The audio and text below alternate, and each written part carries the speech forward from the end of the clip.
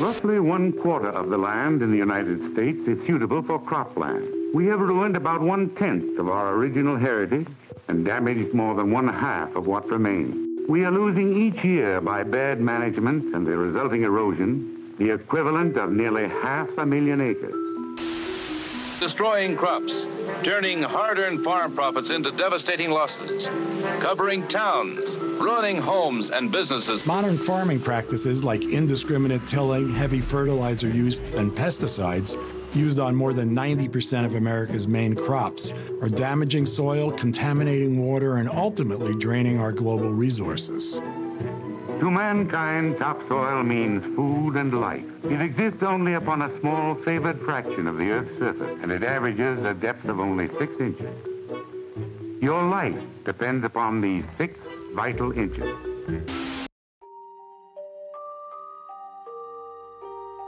In this vast universe, an ecosystem exists which holds a key to human existence. This key can open the door to wealth or ruin, to feast or famine, and it lies just beneath our feet. You know, you have to realize that the soil is a living thing. It's more than dirt. It's a living, breathing ecosystem. And when you start looking at it like that, it's easy to make these changes. Manifest destiny, a phrase coined in 1845, was the idea that the United States was destined to expand across North America and spread democracy and capitalism. So people continued their expansion and moved to the Great Plains region with the belief that rain would come when the seeds were planted. Rising wheat prices and increased demand in the early 20th century encouraged farmers to plow up millions of acres of native grassland to plant wheat, corn, and other row crops. When wheat prices dropped during the Great Depression, their solution was to increase their yield, digging up even more land. Then came the drought in 1931. Without deep-rooted grasses to hold the soil in place, it began to blow away, leading to massive dust storms in the southern plains. On April 27, 1935, Congress established the Soil Conservation Service, later named the Natural Resources Conservation Service, an agency in the USDA to help fund and educate farmers on conservation practices. These practices range from how farmers irrigate their crops and move their herds, to what they do or don't put in the earth. The ground is teeming with life and life-giving nutrients. Farmers are learning ways to make it a hospitable place for life and welcoming the tiny organisms that make this ecosystem so vibrant.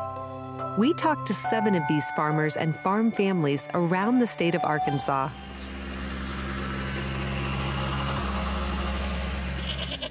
This is Outlaw. This is Tyler's goat. It's untouchable.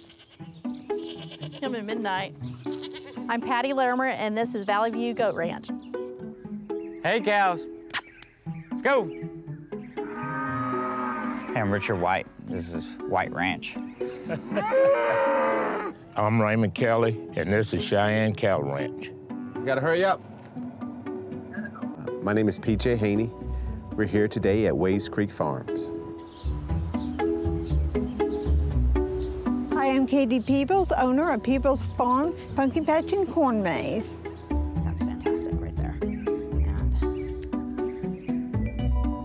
Hi, I'm Margie Raimondo. I'm the chef and the farmer here at Urbana Farmstead. And after those are dry, we'll blend in the pelletized chicken litter, and it'll be ready to go to the planter. I'm Adam Chappell with Chappell Brothers Farms. We're about to take you on a journey into the soil, a world of its own. But more importantly, we are going to show you how to protect this world. Each of the people in this documentary have found ways to protect the Earth's skin. We will begin with the relatively simple methods used by ranchers. These herding heroes are protecting the water and the health of their animals while still enriching the soil. So I was listening to the radio, and a commercial from the NRCS came on and saying that they need applicants for land improvement. And I was like, oh, we need waters because it's so aggravating when Donnie is out, we have to do the water. In the wintertime, it freezes, it's ridiculous. So I went there, I called that day, oh yes, come in, get an application. So I filled out the application and they got it in fast and did everything. I mean, no problems to work. While the benefits animal manure brings to the soil may be common knowledge, the destruction these animals can do to the topsoil through overgrazing and inefficient watering systems is news to most, even the small farms raising the herds here in Arkansas. I work full-time. I own Greenwood Learning Center there in Greenwood, Arkansas, and so I work like 10 and 11 hours a day, and so I'm there full-time. But when the guys are gone, me and Maddie have to take care of it in November while they go hunting. So I have to make arrangements at daycare to come here to water, to feed, and now it's just less time. All you have to do is feed, and that's pretty easy, the buckets. Our kids have the favorite goats that we are not allowed to sell or get rid of until they'll be here forever. We have Outlaw, we have Midnight, and then Chocolate, of course. Chocolate's been here forever with us. She's the meanest goat around. She goes around and gets all the good stuff and makes the other ones leave. Right now we have about 100 goats. The main way we got started was we got a phone call from my grandparents asking if we would like goats. Of course, being 10 or 11 at the time, I wanted to do it. We started out with 4 goats, and it slowly multiplied after that. Like, we would look on Craigslist and there'd be a couple of goats for sale, and we'd go around mainly to 2 different ranches around here, and we'd get goats. We would go for like maybe 1 or 2, and then we'd come back with 5 or 6.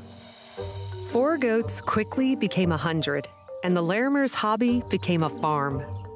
That's when they developed the need for a more efficient watering system, something that could not only help the Larimers save time and money, but that would protect their herd against disease and their soil against destructive erosion.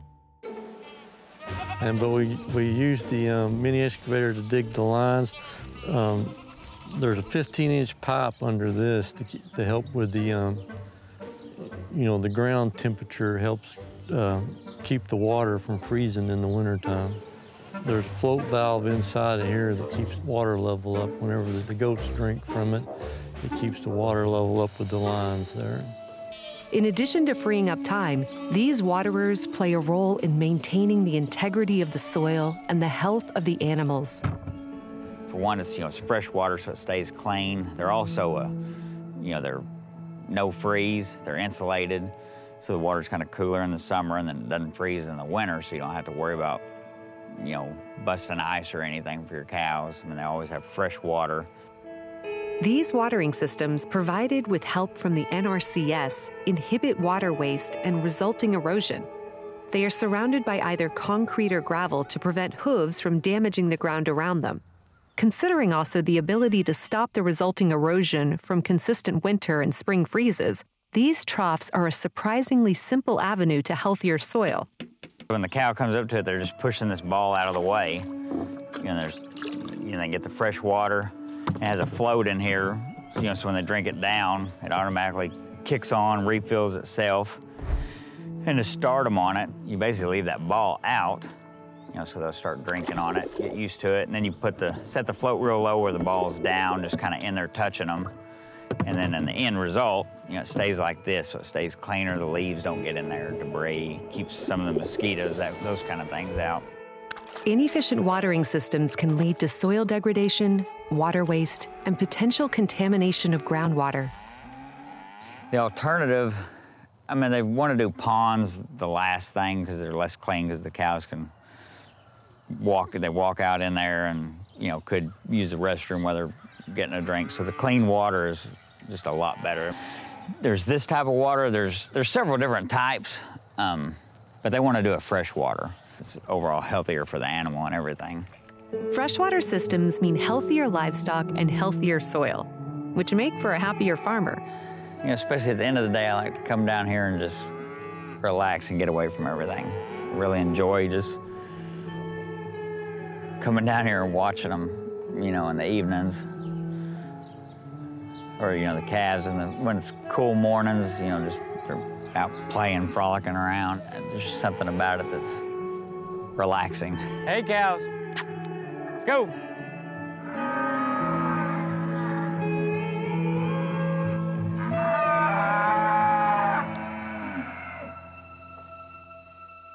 I grew up around a livestock barn, and when I was a boy, I was always curious about cattle and what they were doing and what the process was. And I think I bought my first three head of cows when I was 17 years old, and I enjoy it. I enjoy watching the calves grow and trying to build a better quality herd.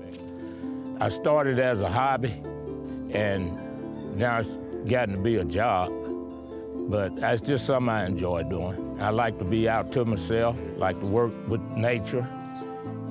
I've been doing it since I was a kid. I have approximately 16 pastures in this 80-acre tract, but we actually farm about 300 and some acres altogether.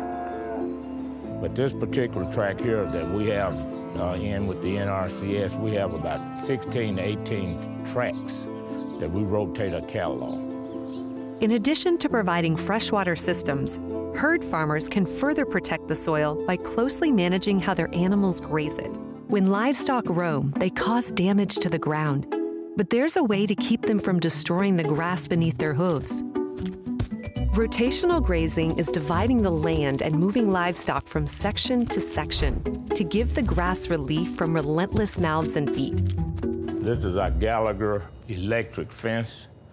This is the power source to the electric fence that we run over across the ranch. And just plugs in right here and this runs underground. There's your, like I say, there's the power source. It's trenched underground. It comes up underground right here into this black cable, and it's hooked on right to this pole here, and it carries all across the ranch. The electric bill is about $30, $35 a month. And that's not just, that's for the night lighting all together. So it's very inexpensive to run and maintain the electric fence. I was a little bit reluctant at first because I'm not an electric guy. But anyway, it's really simple after you get familiar with it. It helps you to have more pastures in a smaller area. And that way you can confine your cow to the smaller areas, and that way you're putting all your nutrients right in that area, and then you just rotate them over to another field on typically 5 to 7 days. They'll stay in one area and you just move them over. Permanent fencing would be more expensive, and it'd get in the way. We're finna move the cattle from one pasture to the next, and to do so, on this particular deal, we're gonna cut the electricity off in this section of the ranch.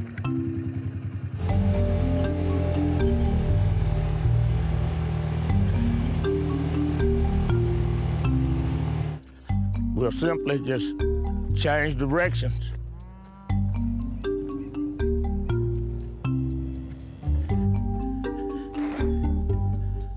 Come on.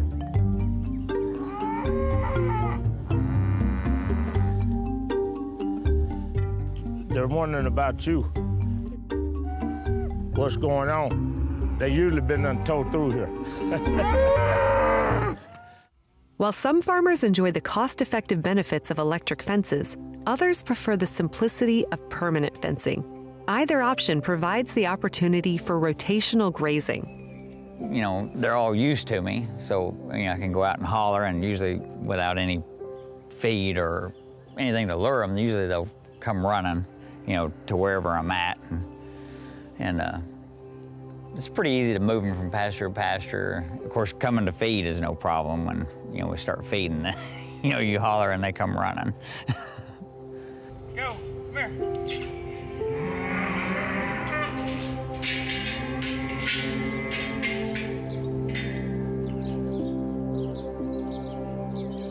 It's just, you just got more grass. I would never be able to run as many cattle on here as I'm running now the old way I was doing it. just letting them go wherever they wanted to go, eat the tender grass and moving around.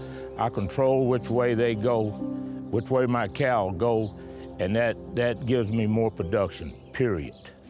Preventing soil erosion from heavy grazing not only requires the movement of cattle, but also a strong, thick root system that grips the soil, holding it into place. Trees protect the soil from wind and water. The tree roots stabilize the soil and hold the layers together. While they can't be used in crop fields, they should be kept where possible and are quite useful when grazing certain types of livestock. We chose a beef pasture because we do have a lot of trees, and they're real hardy. They're from, they came from South Texas, so they'll eat all the leaves. A lot of times if you look in our wood lines, they'll eat up head high, the leaves too, and also the grass.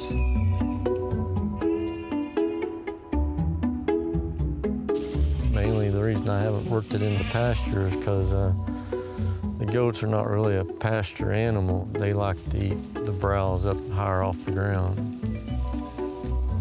I'm going to start planting grasses next year with like chicory, red clover, white clover, and lespedeza.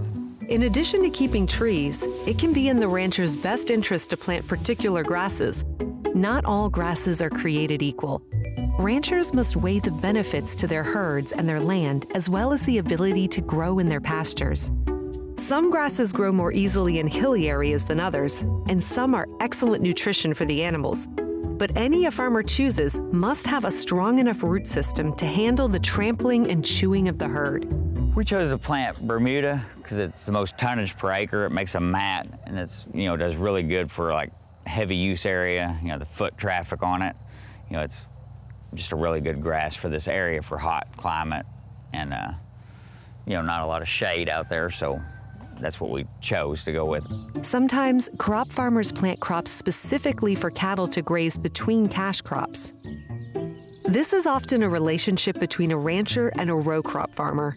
The farmer's cash crop might be something such as soybeans. When those are harvested, the farmer plants a crop that will be healthy for both cows and the soil.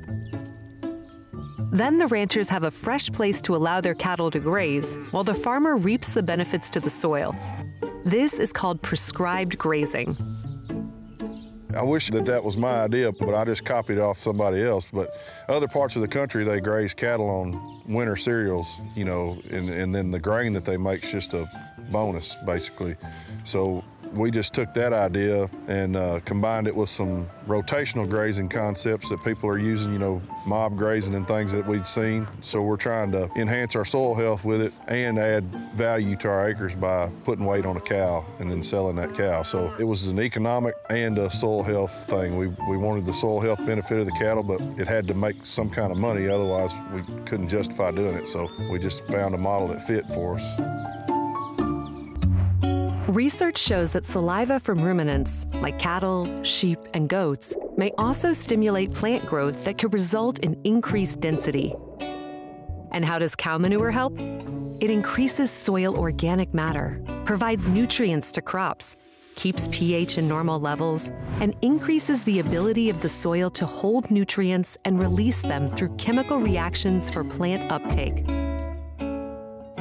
Everything that cow does as far as waste and the act of grazing, the saliva that they drop when all of that is excellent for soil microbiota. I mean, it's a really good thing. We've seen a lot of positive changes as far as, just life in the soil and the way it looks, things like that. It's a very positive thing.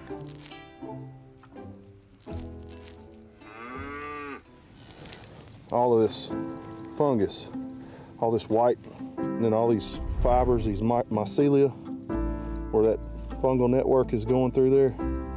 So you're not going to get that in a disturbed soil because it doesn't have time to make that. Most of this is saprophytic fungus, but the one that we are primarily concerned with is a mycorrhizal fungus. You can think of that as an extension of the plant's root system. They trade minerals that they've mineralized, potassium, phosphorus, micronutrients, all these things. They trade that to the plant for root exudates, which are sugars. So they're trading, mineral components for sugars. It's a bartering system that is a huge increase in your plant's root system if you allow it to develop. And that's one of the reasons we can get by with less fertilizers and things. But this soil is aggregated. It's like little pellets, little BBs. It's all stuck together. It's got roots all through it, fungal networks in it. Soil is a mixture of water, minerals, gases, and life. This mixture varies across the globe. Arkansas's skin has unique properties of its own. Stuttgart, the Arkansas state soil, named for the city of Stuttgart in southeast Arkansas, is used primarily for rice, soybeans, small grains, and corn. The silt loam surface and slow permeability of the clay keeps water higher longer, making it excellent soil for rice production. Carbon, nitrogen, phosphorus, potassium, sulfur, and many other nutrients are stored, transformed, and cycled in the soil. Soil helps control where rain and irrigation water goes. Water flows over the land or into and through the soil. This dirt is teeming with billions of bacteria, fungi, and other microbes to create a delicate ecosystem. 1 teaspoon of soil contains more living organisms than there are people in the world. Soil animals represent nearly 25% of the total diversity of all known living organisms. Many factors can damage that life, like pesticides, herbicides, oversaturation, and tilling. The ecosystem requires a delicate balance in order to maintain an adequate environment for crops. Too many or too few of any organism can have a damaging chain reaction or can simply cost the farmer money for things like fertilizer. To demonstrate this harmonious system, we must travel deep into the dirt to find the tiniest of creatures. Protozoa are single-celled organisms living inside water films in shallow and deep soil. They eat bacteria, fungi, and algae, decomposing and cycling nutrients. Also within the water films are rotifers and tardigrades, which are both predators and scavengers. One of their favorite foods is nematodes, omnivorous transparent worms that live in water and the soil and move bacteria through soil layers. Earthworms live throughout the soil, burrowing, aerating the soil, and helping make nutrients more accessible for the plants. So here's a fun, weird worm fact for you. So if you can manage to develop 1 million of these per acre, which if you take a scoop from a shovel like this, that's roughly a foot of soil, all right? So if you can get 15 of those in a scoop, which right now we're looking at 1. I mean, they could be deeper, we could just have 1, I don't know. But if you can manage to get 15, they can cycle 35 tons of soil, and what I mean is they can eat it and then poop it out. And the nutrient analysis of that casting is it's real rich in plant essential nutrients like nitrogen, phosphorus, potassium, you know. So if you can foster these guys and get them going, what do you need to buy fertilizer for? You know, the soil is awash in nutrients. We just got to figure out how to make them, get them in a plant usable form, and that's all done through cycling with microbiology and stuff like earthworms. Then there are mites and springtails crawling throughout the soil, crucial in the decomposition process. Scurrying along the top or in the upper layer of the soil are the millipedes, particularly important for plant decomposition. Then come the larger predators, like centipedes, spiders, fireflies, soldier beetles, and ground beetles. These troops are the pest control. Coming from above, there are the well-known decomposers, flies such as these flower flies. Let's not forget our other cleanup crews, burying beetles and ants, removing animal carcasses from the soil. Then there are the glorious dung beetles, of which there are 64 known species in Arkansas. They do the hard work of decomposing fecal material and reducing the spread of food pathogens. While there are many more organisms, we will end with these, ground nesting bees. They live in the soil and are crucial for pollination. Tilling the soil, leaving it bare, and wasteful watering practices can destroy this ecosystem. No-till systems insert the seeds in a way that is less damaging to the soil than the tilling process. So this here is our no-till planter, and we use it for planting a lot of our crops then into the cover crops that we plant. And what I'll point out to you is this no-till coulter. Whatever may be out there in that no-till field, it cuts through that prior to the seed openers getting to deliver the seed, okay? So no-till cuts, seed openers come in, place the seed at the proper depth and the proper spacing, and then the closing wheels to come behind and close the row up. So what you'll find is when we had to go to no-till planting, we had to start looking for equipment that had that no-till coulter to give us that, the downforce, which you have here through the airbag, through a pneumatic downforce supply, to hold the tension on the row unit, to cut through the residue and still give us the seed to soil contact we need for good germination and seed emergence. After a century of tillage, why are we returning to no-till methods? Early man harvested food and forage from the forests around him. He reaped the bounty of healthy soil without interacting with it. When these natural sources dried up, we were forced to pack up and move on. Eventually, we learned to grow our own crops. We were able to put down roots beside the plants we were growing. Agriculture is considered the foundation of civilization. With a more stable lifestyle came an explosion in population. Man spread across the planet, planting seeds and reaping harvests. Fast forward a few hundred years, and anywhere land can be cultivated, it is being cultivated. We developed the disc and the plow, allowing farmers to break down more soil more quickly. Mechanization in the 1900s made our tillage implements more efficient. Internal combustion engines freed us from relying on exhausted draft animals. The 1960s saw a chemical revolution. We applied petrochemicals to make soil more productive, faster. All of this tillage, all of these chemicals, were applied to produce more from the soil, with little thought of how they affected it. With each turn of the plow and with change in the seasons, we have demanded more of our soil. And like an athlete running a marathon every day for months on end without sleep, after a century of mechanical and chemical tillage, the soil is exhausted. The microbial life in mycorrhiza is all but destroyed. Erosion is rampant, and once fertile lands are drying up. However, returning to no-till farming methods reveals the earth can and will heal itself. If we learn to see the soil as more than just a medium to be manipulated, but as an ecosystem to be nurtured. My family has been farming in this area for 4 generations. Our great-grandfather farmed here, both my dad's parents' side. So we've been in this area for a long time.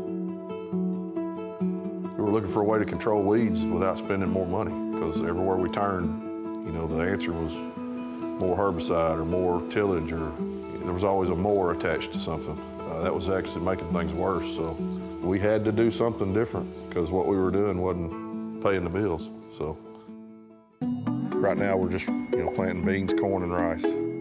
After that, we'll have some herbicide applications and things, and then we'll set up for irrigation. We'll start irrigating, and then usually have some corn ready first part of September, maybe late August. May have some beans ready in that time frame, and then we'll start harvesting then, and right behind the combine, we'll be planting our cover crops for the next year. Adam Chappell has developed a system for his farm that improves the soil and saves money simultaneously. The cover crops is the biggest deal. That's put almost a complete stop to our erosion problems, wind and water erosion. So we're not losing topsoil at near the rate that we were before we started doing this stuff. When the cover crop starts to grow, it's incorporated into the bed, and the roots of the cover crop help hold that bed and lock it in place. So we are able to come back in the spring to burn down and no-till right on those beds and have our seed planted in a no-till application. So in our operation, we found that cover crops not only benefit us from a soil health perspective, you have to realize that the soil is a living thing. And when we are able to help it to thrive and grow. And we look at soil tilth. We have a lot more earthworms in the soil and organic matter, and have, water movement through the soil and aeration. That really helps benefit soil health, because if the soil is healthy, the crops will be happy. There is a science to picking a cover crop. Legume cover crops convert nitrogen gas in the atmosphere into soil nitrogen that plants can use. This cuts fertilizer costs.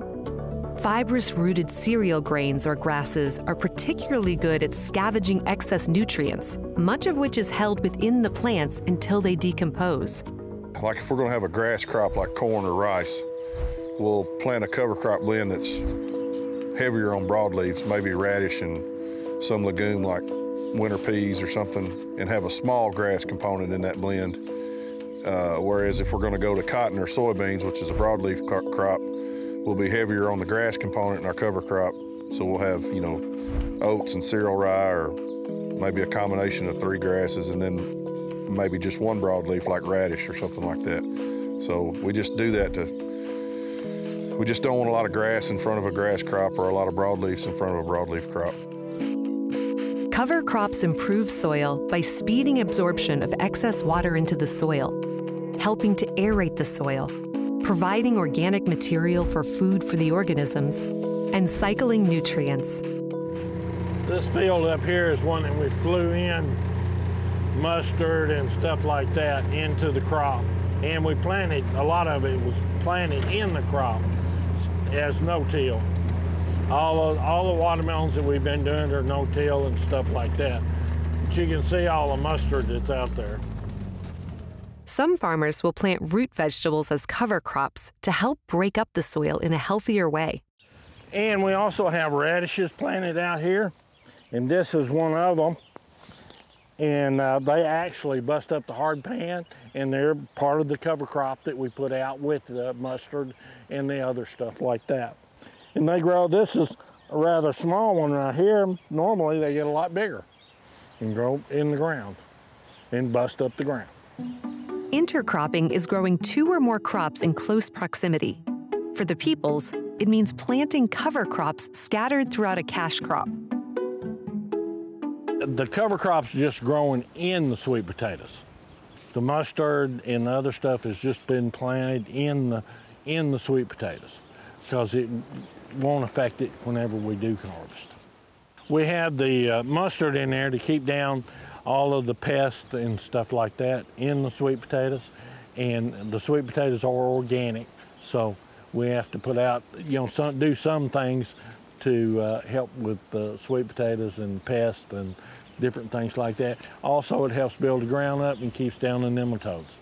We have two different types of mustard out here. This is one, kind of a smooth looking leaf like this, and then we have a crinkled leaf that looks more like this. They both do the same thing. Mustard plants naturally release compounds that suppress pests and pathogens. And it kind of controls a lot of it organically, like nematodes to everything else. Any type of pest that you have, it kind of helps to keep the pests out of it and go from there.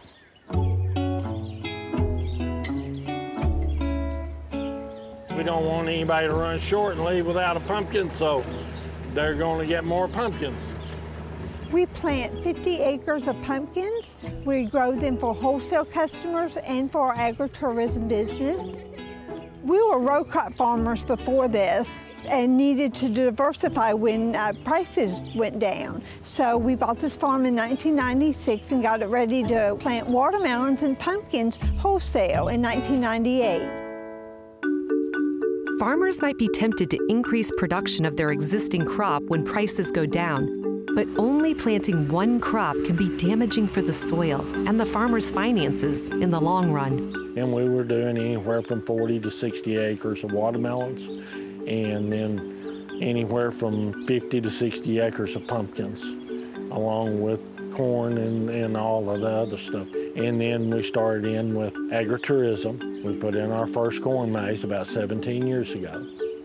In 2005, we saw an opportunity to allow visitors onto our farm. So in 2005, we planted a corn maze, planted our pumpkins as usual, planted some sunflowers, and allowed visitors to come in.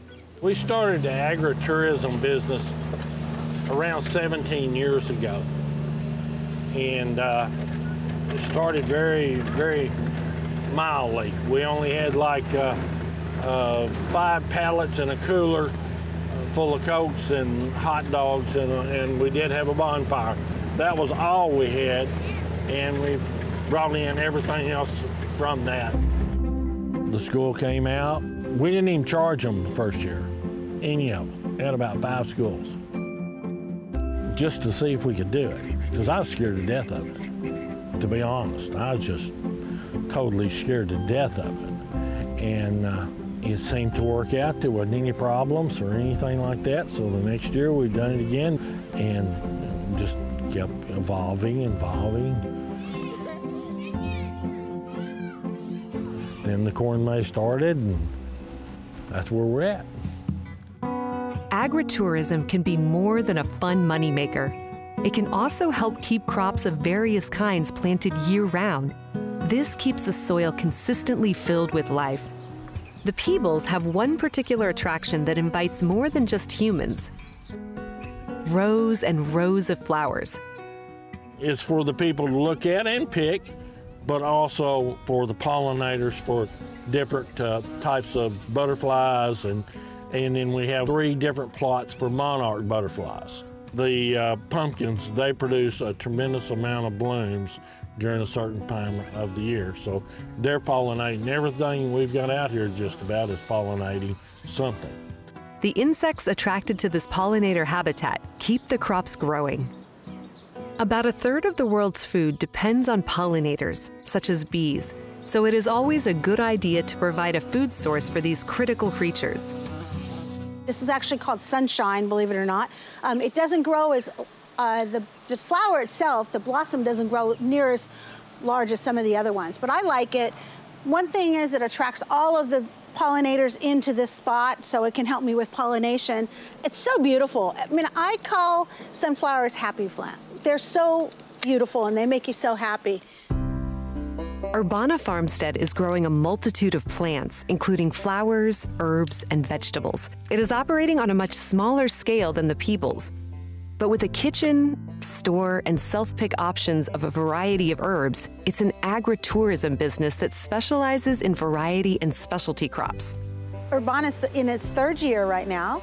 It initially started out as just a small little patch of garden that I started 3 years ago building and growing herbs and also some specialty crops for my restaurant, because I'm a chef and I had a restaurant in town.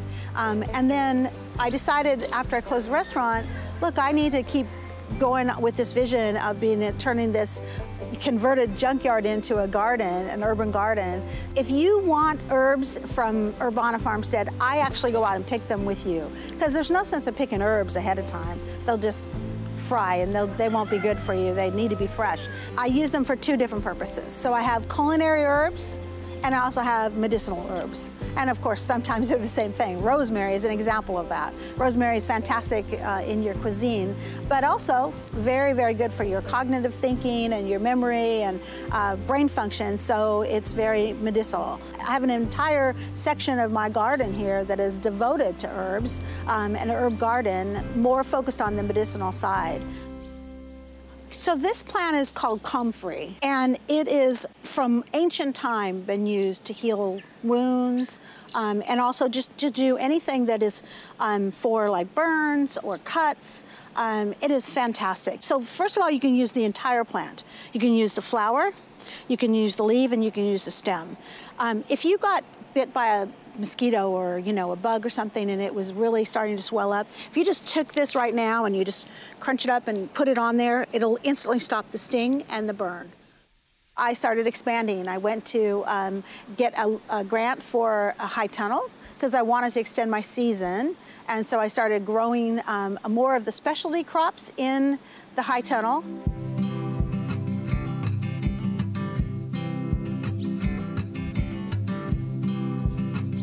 So the high tunnel has really changed the game here at Urbana Farmstead. First, it gives me an opportunity to extend the season. That is really important. The first year or two when I was just growing outside, I didn't have a chance to really grow through the whole season. Now, of course, I can do rotation cropping. So what I do basically is I'll plant one set of cucumbers, and 6 weeks later, plant cucumbers again, and maybe 6 to 8 weeks later, plant them again. And so it keeps me going pretty much through the entire year. It also has really taught me to use vertical planting. So when you go in my high tunnel, you'll see I have everything going up. I have squash going up, I have melons growing up. So that's fantastic because that really utilizes a very small space, but I can grow more crops. And so that's been really nice. I just have the nice strings that hold everything up and prop them. So the high tunnel affords me to really have some kind of structure at the top to really use the strings and use vertical. The first 1 or 2 years I was out there watering and trying to make sure I had enough water. Now I actually have a really nice system. It's on a timer.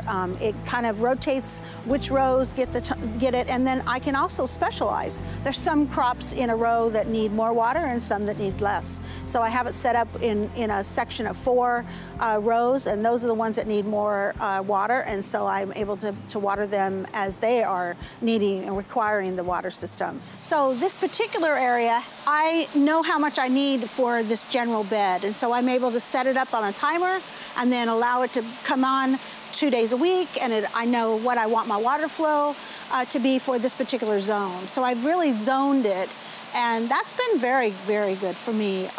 It helps me save time, helps me save money, and it's much better for my plants.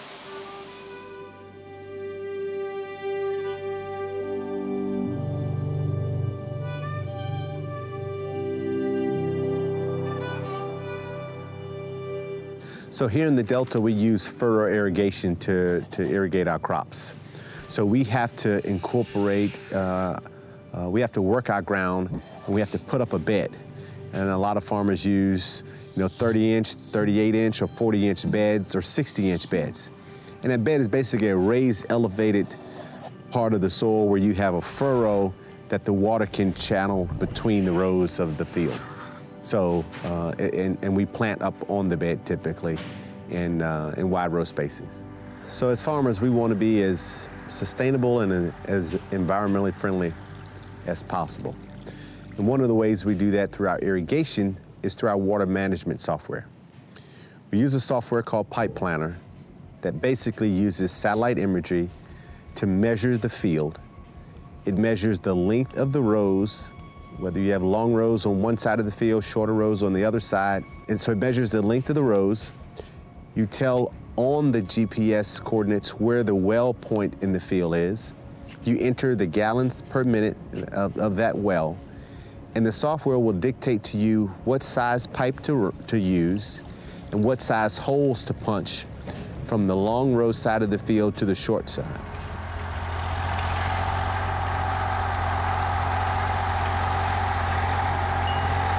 The flexible water pipes are placed on the ground.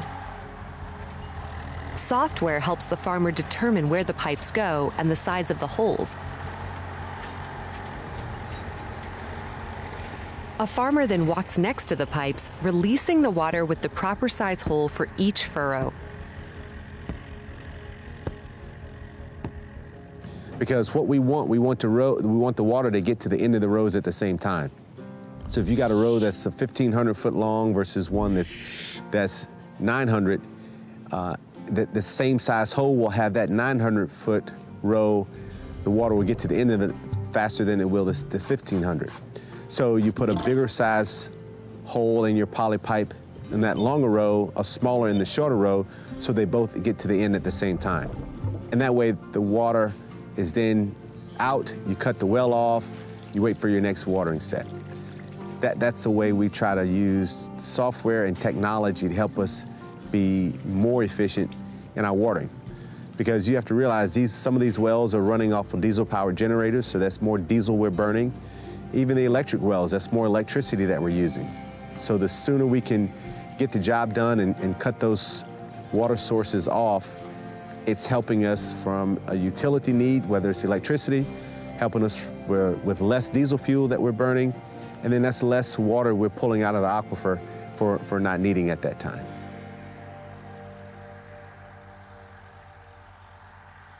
So our mindset at the start of this switched to how do we spend less money?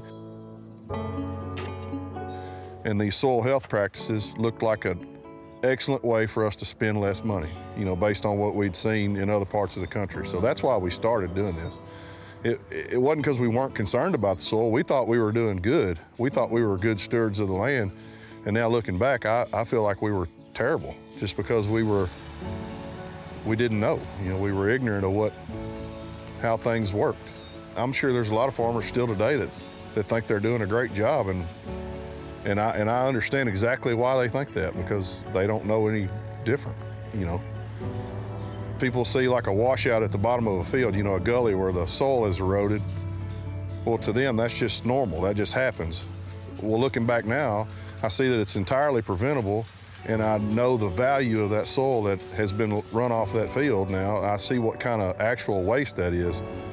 You know, prior to that, I just didn't know.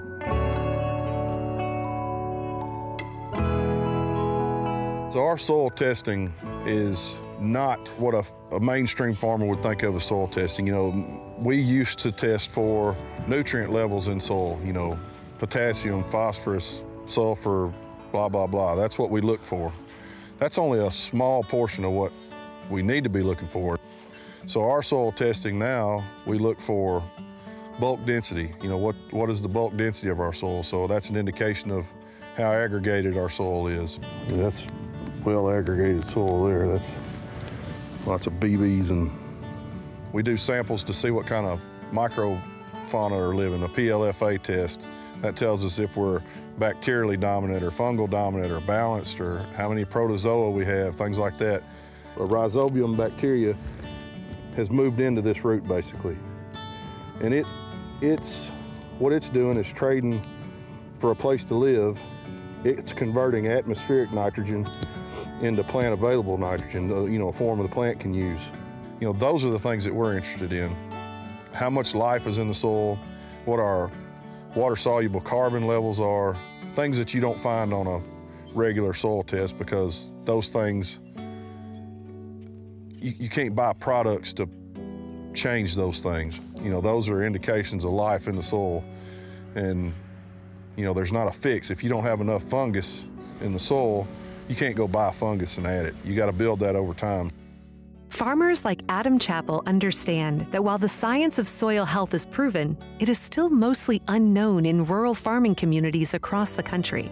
That's why he and farmers like him have organized to help educate their neighbors on the priorities and practices they've learned to ensure healthy and productive dirt.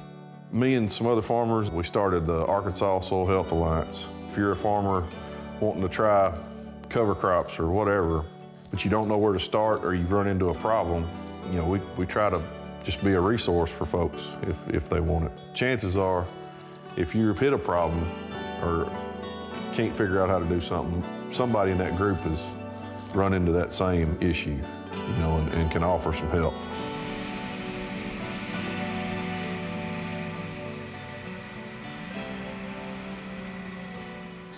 I call myself an advocate. Someone that constantly advocates for agriculture, an ambassador for agriculture. And I oftentimes tell people that there's no culture without agriculture. Regardless of where you go in the world, regardless of your race, religion, creed, or political affiliation, you and I are connected through agriculture. We both have to take nourishment 2 to 3 times a day. And that's something that a lot of people really, they don't think about. Because with no farms, no food, we know that. There are a lot of things that we can make it without. You know, we've made it before without cell phones. Electricity go off in your home, no problem. Vehicle breakdown, okay. But you and I have to consume nourishment multiple times a day.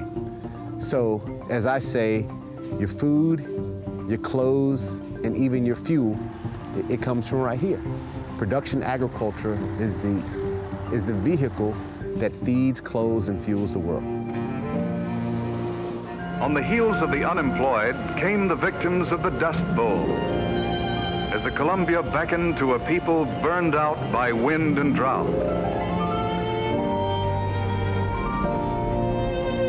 The Dust Bowl left many Americans terrified of what might happen to the economy if land was used so irresponsibly again.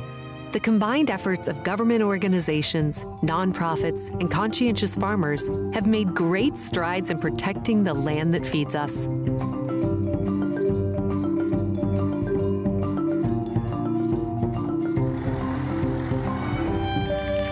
Agriculture is a common human mission. It is the foundation of civilization. Our very lives depend on a paper-thin 6 inches of topsoil across our state. There could be no culture without agriculture. There could be no life without dirt.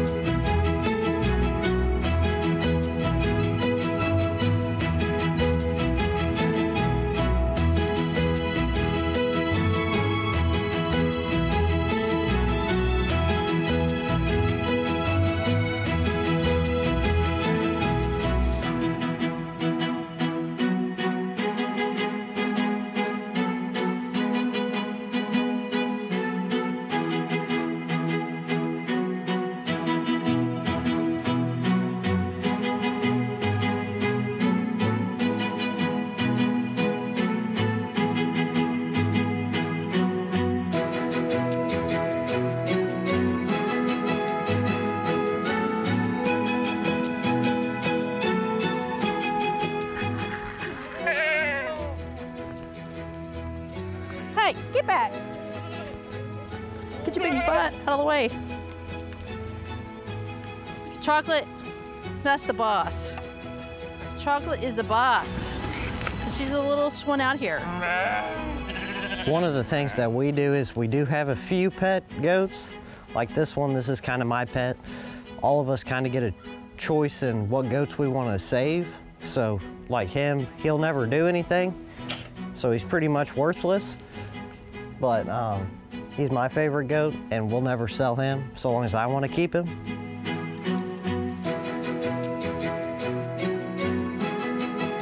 Oh, really? Hey. They've all got their own little differences, you know, in their attitudes. It's just funny to watch them out there, or you interacting with them. You know, they're all different. You know, they all have their own personality. Oh, I started out with about 7 acres behind my grandmother's house. I had 3 head of cows on it. When I was 17 years old, I asked her if I bought some cows, would she let me put them on her place? And she said, sure.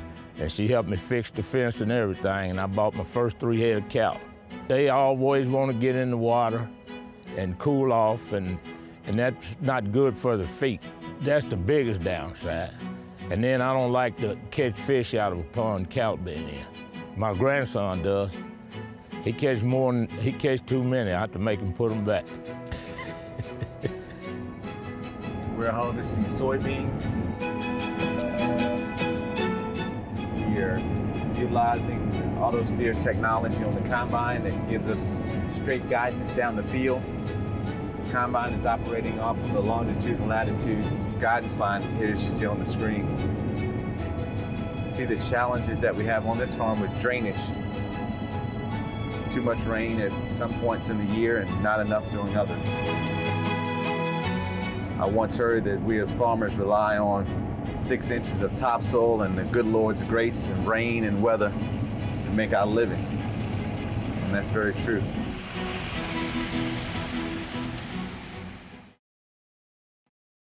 Major funding for DIRT is provided by the Pulaski Conservation District and NRCS Arkansas.